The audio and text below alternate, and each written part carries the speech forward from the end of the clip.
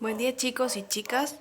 En esta oportunidad vamos a hablar acerca de lo que tiene que ver con discapacidad, fragilidad, dependencia y rehabilitación. Es un poco extenso este Power en relación a las definiciones y los conceptos que es necesario que ustedes tengan en cuenta. Principalmente lo que tiene que ver con estos términos, que por ahí puede ser que los hayan dado en la otra materia, pero que es importante que los volvamos a retomar en el caso que los hayan dado. En el caso que no, lo vamos a ver como términos nuevos en relación a estos cuatro conceptos. Bueno, arrancamos con lo que es la primera diapositiva en relación a lo que es importante tener en cuenta que estos tres conceptos, discapacidad, fragilidad y dependencia, son categorías que de alguna manera se vinculan. Incluso es muy común pensar que son lo mismo. Y es importante tener en cuenta que cada concepto tiene su definición específica.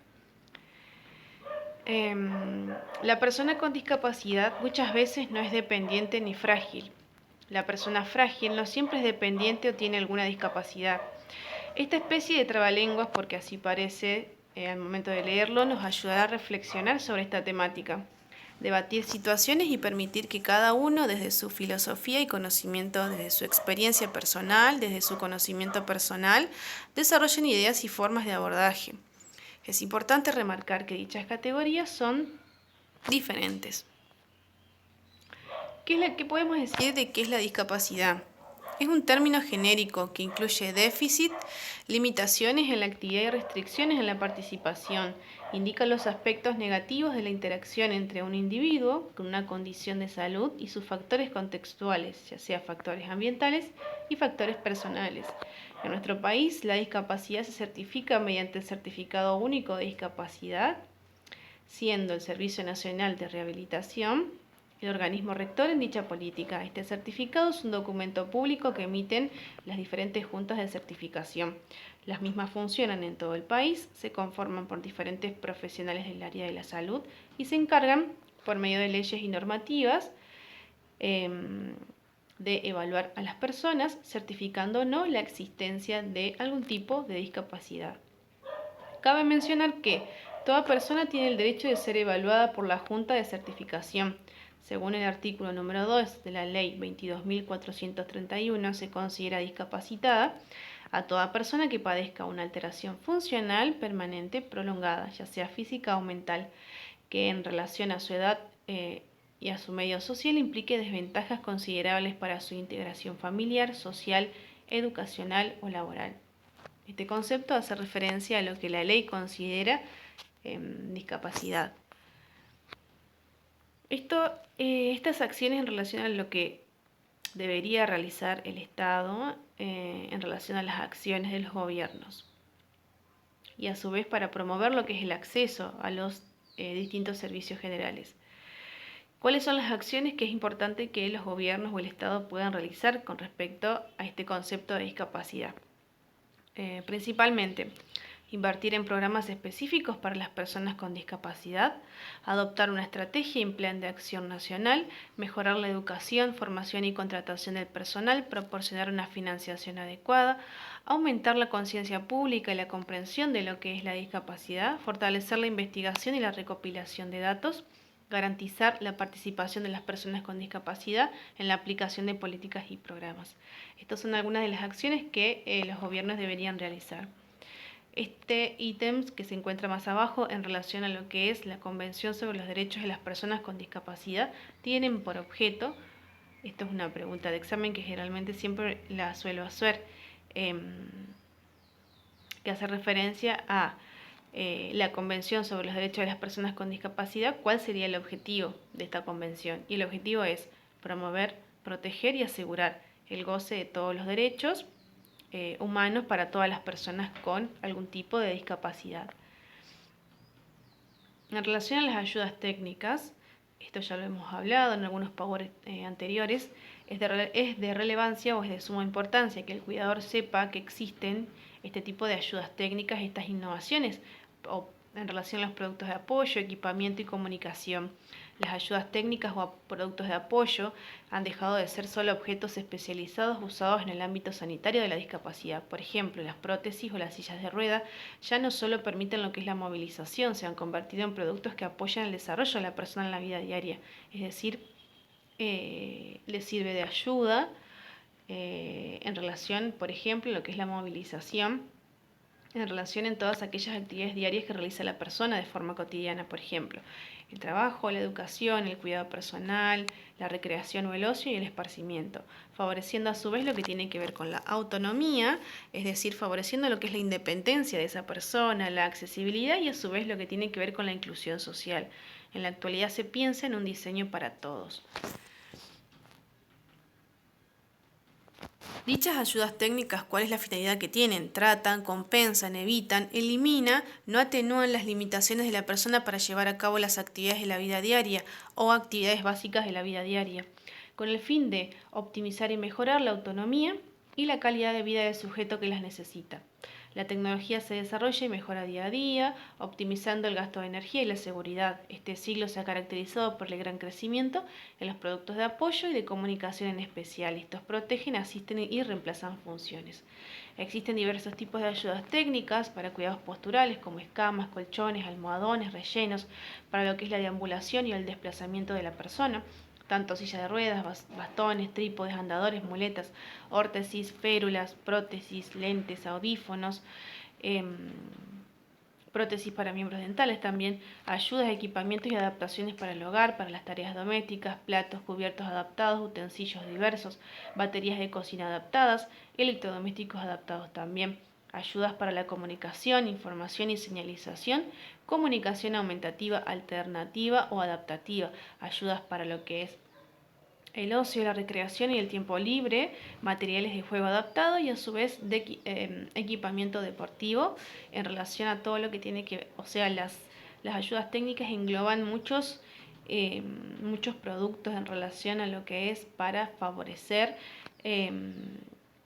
para compensar, para tratar también lo que son aquellas limitaciones en la persona, para que pueda realizar las actividades básicas de la vida.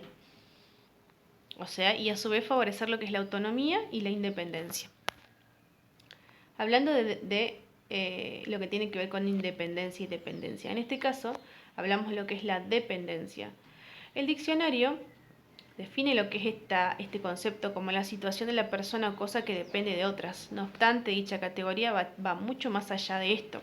Se define la dependencia como un estado en el que se encuentran las personas que, por distintas razones ligadas a la falta o pérdida de autonomía, ya sea física, corporal, psicológica o intelectual, tienen necesidad de asistencia y ayudas importantes con el fin de realizar las actividades de la vida diaria, haciendo hincapié en las referentes al cuidado personal. La persona con dependencia necesita de la ayuda de un tercero, obviamente, otro que facilite y optimice su desempeño, como es el caso de los cuidadores domiciliarios. Y a continuación vamos a ver que lo que tiene que ver con este concepto engloba si la persona presenta una dependencia escasa, moderada o grave. En relación a la dependencia, puede entenderse como resultado de un proceso que se inicia con la aparición de un déficit, por ejemplo, en el funcionamiento corporal, como consecuencia de una patología, de un accidente en sí. Este déficit sobrelleva una limitación en la actividad y cuando esta limitación no puede compensarse mediante la adaptación del entorno de esa persona, provoca una restricción en la participación. Provoca una restricción en lo que es la autonomía de esa persona, que puntualiza la dependencia de ayuda de otras personas para realizar las actividades de la vida diaria. Algunos ejemplos pueden ser cambiar y mantener lo que son las posiciones del cuerpo, por lo que es importante ayudar a esa persona a realizar cambios posturales, levantarse, sentarse y acostarse, lo que tiene que ver con la movilización, desplazarse dentro del hogar, lograr una higiene, un aseo independiente, lavarse y cuidarse el aspecto personal, el control de esfínteres y el uso adecuado del baño, inodoro, bidet, ducha, etc. Vestirse, desvestirse, arreglarse y acicalarse. Y también en relación a lo que es comer y beber adecuadamente. Acá los que les había dicho anteriormente, existen distintos grados de dependencia. El grado 1 hace referencia a una dependencia moderada, cuando la persona necesita ayuda para realizar varias actividades básicas de la vida diaria, pero al menos una vez al día. En relación al grado 2, que es una dependencia severa, cuando la persona necesita ayuda para realizar varias actividades básicas de la vida diaria, 2 o 3 veces al día, pero no requiere la presencia permanente de un cuidador. Y finalmente lo que es el grado 3, que es la gran dependencia, cuando la persona necesita ayuda para realizar varias actividades básicas de la vida diaria varias veces al día y por su pérdida total de autonomía, ya sea física o mental, necesita la presencia indispensable y continua de otra persona. Generalmente estas personas son aquellas que necesitan cuidadores domiciliarios las 24 horas del día y generalmente suelen tener 3 o 4 en el día. En relación a lo que es la prevención, intentar prevenir distintos tipos de situaciones que favorezcan lo que es la dependencia de la persona, del sujeto cuidado, en relación a favorecer lo que es la autonomía, la independencia, hacer que esa otra persona nos pueda colaborar o ayudar en alguna actividad diaria de la vida, fomentar su independencia, siempre teniendo en cuenta las limitaciones que posee y su estado de salud. En relación a la prevención podemos decir o podemos hacer mención sobre la promoción de hábitos saludables, el ejercicio físico, siempre teniendo en cuenta el estado de salud de la persona y que su salud lo permita. La alimentación, el descanso, la utilización de medicamentos, medidas preventivas para evitar el consumo de tabaco, alcoholismo y otras dependencias que pueda o no tener la persona, detección precoz, control y seguimiento de los factores de riesgo cardiovascular, hipertensión, hipercolesterolemia, obesidad y diabetes en relación a estas enfermedades. Algunas son crónicas, por ejemplo lo que es la hipertensión, la diabetes. Lo que es la hipercolesterolemia hace referencia a un aumento de lo que es el colesterol en sangre. Esto trae muchas consecuencias a nivel cardiovascular, por lo que es importante lo que es la detección precoz y la prevención de estos factores de riesgo. También lo que son la prevención de las enfermedades infectocontagiosas, favoreciendo lo que es la vacunación, la detección precoz de tumores y procesos oncológicos, la prevención de accidentes, la prevención de caídas, por ejemplo, la identificación precoz de personas con situación de riesgo de exclusión social, violencia doméstica y conductas de riesgo. Otros ítems en relación a lo que es la prevención de caídas, fomentando el ejercicio físico, el fortalecimiento muscular y el control del equilibrio, revisando el estado de salud, la medicación y las barreras que presenta el entorno. La detección de procesos mentales que alertan en relación a la memoria, el deterioro funcional, el deterioro cognitivo, los trastornos en el comportamiento, factores que influyen en la mala o incorrecta nutrición de la persona mayor. Siempre tengan en cuenta lo que es la integralidad de esa persona, lo que son los ingresos económicos del mismo, porque por ahí las dietas que prescriben los médicos, los especialistas en nutrición, contienen, digamos, alimentos con un costo bastante elevado, por ejemplo los alimentos integrales, y es importante también tener en cuenta lo que son los ingresos económicos de esa persona. La prevención y detección de patologías relacionadas con las alteraciones visuales y auditivas, detección de incontinencia urinaria y fecal, prevención de uso indiscriminado de medicamentos, lo que tiene que ver cuando vimos lo que son los problemas de geriatría, los más habituales, la polimedicación, la automedicación, los efectos secundarios y las reacciones adversas de los medicamentos también. Como habíamos nombrado, las reacciones adversas más frecuentes de los medicamentos tienen que ver con lo que son las náuseas, los vómitos, cefalea, dolor de cabeza, mareos, dolor estomacal, gastritis, también acidez en algunos casos. Siguiendo con lo que es algunos conceptos en relación, en este caso, a lo que es la fragilidad. ¿Qué entendemos por fragilidad? Es una cosa o algo que se puede deteriorar con facilidad. Se lo relaciona con el envejecimiento, con la disminución en los procesos fisiológicos propios del ser humano y aumenta el riesgo de incapacidad y vulnerabilidad. El cuidador estará atento a detectarla para poder atender las necesidades que se presenten en ese paciente o en ese sujeto cuidado. Siempre tengan en cuenta que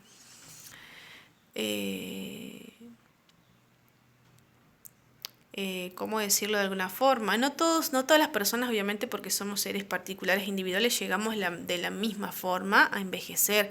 Hay algunas personas que tienen un envejecimiento fisiológico digamos, adecuado, y hay otras personas que tienen un envejecimiento patológico debido a lo que es el devenir de los años, debido a lo que es la presencia de enfermedades agudas o enfermedades crónicas, las crónicas principalmente haciendo referencia a lo que es la hipertensión, la diabetes, estas condiciones que van deteriorando lo que es la salud de la persona, obviamente, y por lo que es importante que la persona pueda cuidarse, pueda tomar la medicación prescrita por el médico, cuidarse en la alimentación también.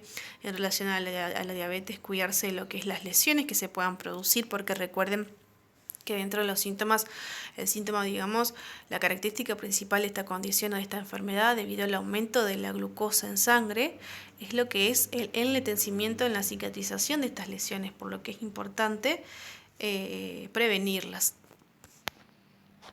En relación a la fragilidad, generalmente se observa esta condición en personas mayores de 75 a 80 años, presentan varias patologías, enfermedades o dolencias, son frecuentes los procesos invalidantes, aparece una pérdida degenerativa de masa muscular y fuerza por el propio envejecimiento o el sedentarismo. Se observan interacciones y uso de varios medicamentos, polimedicación. La viudez puede acentuar el proceso de fragilidad, los duelos, se observan alteraciones en el comportamiento, en las emociones, en la memoria y en los diferentes procesos cognitivos. El estar hospitalizado o haber salido de una internación, el abuso de sustancias adictivas, por ejemplo el tabaco, las drogas, el alcohol, el aislamiento social, la falta de redes de contención, por ejemplo, familiares, sociales, vinculares y un entorno que presente barreras en la comunicación y relación con el medio. Las necesidades básicas de la persona son insatisfechas. Esto es en relación a lo que se puede observar en este concepto en relación a lo que es la fragilidad. En relación a lo que es la definición o concepto de anciano sano, es preciso mencionar que existe un anciano sano, que es aquel mayor de 65 años que puede vivir en su casa de forma independiente, sin limitaciones funcionales en la marcha, en las funciones cognitivas básicas y superiores. Muchas personas mayores de 70, 80 y hasta 90 años hoy son autoválidas, teniendo en cuenta que tienen un desempeño ocupacional o funcional óptimo según el proceso de envejecimiento que transitan. Además, redes principalmente familiares de contención y acompañamiento. La soledad es un factor que reagrava las condiciones de salud, eso es muy importante que lo tengan en cuenta. Muchos ancianos están institucionalizados o con profesionales que acompañan en la propia vivienda por el solo hecho de no estar solos en la vida. Siguiendo con el último concepto en relación a lo que es la rehabilitación. La palabra, este concepto, digamos, se vincula a intentar favorecer, perseguir la buena salud. Se entiende por buena salud el logro de ese equilibrio u homeostasis. Homeostasis hace referencia a lo que es el equilibrio, que es la terminología científica, digamos, cómo se denomina en relación al término en sí. Hace referencia a lo que es el equilibrio biopsicosocial del sujeto, es decir, teniendo en cuenta todas las dimensiones del mismo. El ser en su totalidad en relación directa con el componente, con el medio, con el entorno. En tal sentido, la rehabilitación integral previene, minimiza y revierte los resultados de las pérdidas funcionales que interfieren en la participación plena del sujeto. El enfoque multidisciplinario e interdisciplinario, el trabajo en equipo, en red intersectorial, ya sea lo que es educativo, laboral, social y salud, etc. Garantizan lo que es el adecuado abordaje de las situaciones planteadas. A su vez, será fundamental el empoderamiento de la persona mayor con discapacidad, frágil, vulnerable, que ocupe un lugar de protagonista de su propio proceso de rehabilitación y el del conjunto de la sociedad inmerso en este proceso. La prevención es el primer paso a tener en cuenta para no caer en estos procesos. En relación a esto hace referencia a lo que es la rehabilitación integral, siempre teniendo en cuenta lo que es las dimensiones biopsicosocial del sujeto, es decir, todas las dimensiones, lo que nosotros hemos hablado, lo que es la integralidad del sujeto cuidado en relación no solo a su aspecto fisiológico o a su condición o enfermedad o patología, sino en poder observar más allá de esto. De ver todo lo que tiene que con lo que es lo emocional, lo sentimental, con lo que es la cultura, con lo que es lo económico también es importante tenerlo en cuenta, con lo que es su nivel educativo también para poder explicarle qué es lo que se le va a realizar en relación a lo que es la rehabilitación. Todas estas condiciones son importantes tenerlas en cuenta en relación a lo que es la integralidad y a su vez en lo que tiene que ver con este concepto de rehabilitación. Y además teniendo en cuenta que la rehabilitación es un proceso que lleva un periodo de tiempo prolongado, digamos, de acuerdo, siempre tengan en cuenta lo que es la condición de esa persona. De acuerdo al tipo de enfermedad, de acuerdo a lo que es la duración, si es una condición aguda, una condición crónica, o si ha tenido algún accidente lo que es la persona, que generalmente con el devenir de los años, las estructuras, los tejidos, tardan un poco más en cicatrizar, por si se ha producido algún tipo de lesión, teniendo en cuenta los accidentes, por ejemplo las caídas que se suelen producir en el hogar. En relación a lo que es la rehabilitación médico-funcional, la intervención de la rehabilitación médico-funcional tiene como finalidad lo que es prevenir, eliminar o reducir al máximo lo que son las deficiencias, las discapacidades y sus consecuencias a su vez. Y es importante que el tratamiento de la rehabilitación debe tener en cuenta un enfoque interdisciplinario, es decir, que trabajen en conjunto muchas disciplinas, desde lo que es el equipo básico conformado con un médico especialista en rehabilitación, con un kinesiólogo, un terapista físico, fisioterapeuta, un terapista ocupacional, psicólogo, fonoaudiólogo, trabajador social, técnico en órtesis y prótesis, un licenciado en enfermería o enfermero o enfermera especializado. La conformación del equipo, su funcionamiento y su articulación intersectorial dependerá de la población, del tipo de deficiencias y discapacidades a atender y de los recursos existentes. Las acciones a desarrollar serán una valoración diagnóstica y admisión. Se realizará el diagnóstico funcional cualitativo y cuantitativo. Cuantitativo hace referencia a lo que es cantidad, y cualitativo lo que es una cualidad en sí en relación a este diagnóstico funcional y en relación a lo que es la valoración diagnóstica y admisión de ese paciente. El trabajo en equipo como aporte conjunto de varias disciplinas que desde su especificidad definirán el plan de atención según el diagnóstico funcional. Plantearán objetivos que deberán respetar los intereses del paciente y la familia como protagonistas en el proceso. Nunca dejar de lado lo que tiene que ver con la familia de ese paciente. Asesoramiento y contención familiar también, y la indicación de ayudas técnicas, como habíamos visto anteriormente, que existen muchas innovaciones que se utilizan actualmente en relación principalmente para favorecer lo que es la autonomía, la independencia en relación a aquellas actividades cotidianas diarias que realiza la persona en su vida. En relación a lo que es el rol del cuidador, es importante lo que es el fomento de los hábitos saludables con respecto a lo que es, por ejemplo, la higiene, a lo que es la alimentación, una dieta sana y equilibrada, siempre teniendo en cuenta lo que son las posibilidades económicas de esa persona. La prevención de caídas o accidentes en el hogar mediante el acondicionamiento de la vivienda, siempre que sea posible. El refuerzo de los vínculos familiares y sociales también. Tener a alguien presente, tener a algún familiar, favorecer esos vínculos con sus familiares, con sus amigos, con su pareja, con sus hijos. El apoyo para recuperar capacidades funcionales perdidas mediante entrenamiento de habilidades para las actividades de la vida diaria, tales como vestirse, asearse, hacer las tareas domésticas, comer, ir al baño, bañarse, ir al médico, comunicarse con el exterior y realizar actividades recreativas. Siempre tengan en cuenta lo que es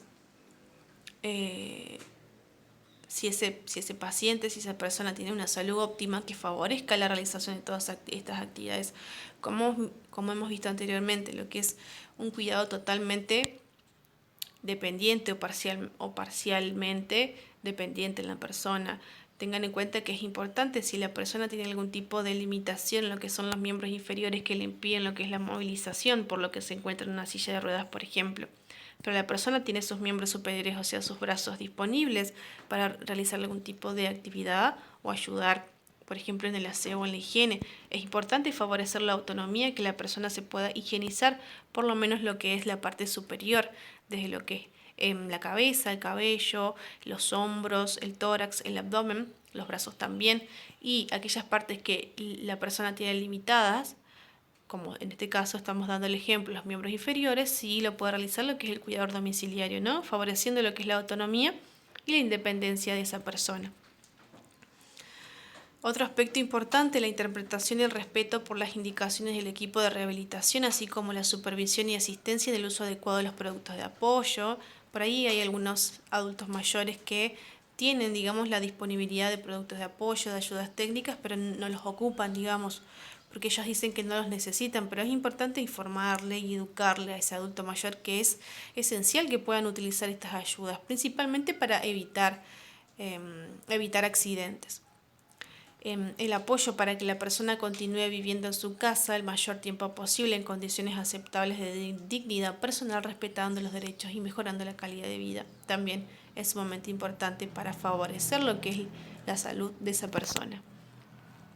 Tengan en cuenta que una persona que la despojan de sus pertenencias, de sus cosas, de sus animales, de su hogar,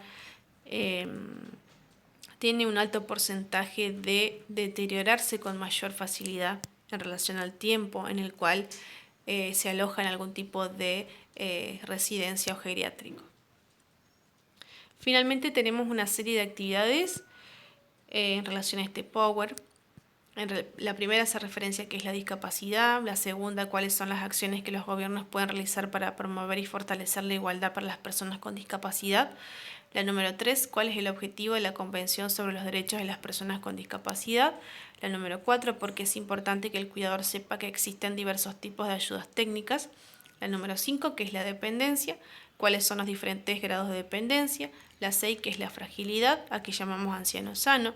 La 7, que se denomina rehabilitación, cuál es el rol del cuidador durante el proceso de rehabilitación. Estas actividades no es necesario que ustedes me la entreguen. Enfóquense en lo que es el trabajo práctico integrador que ustedes deben entregar el próximo miércoles, el cual lleva nota, recuerden. Y estas actividades no es necesario que las entreguen, pero sí que las puedan realizar a modo de resumen, ¿no? Para el parcial principalmente. Así tienen lo que es este Power resumido, que generalmente recuerden que las preguntas las saco de estas actividades en la última diapositiva.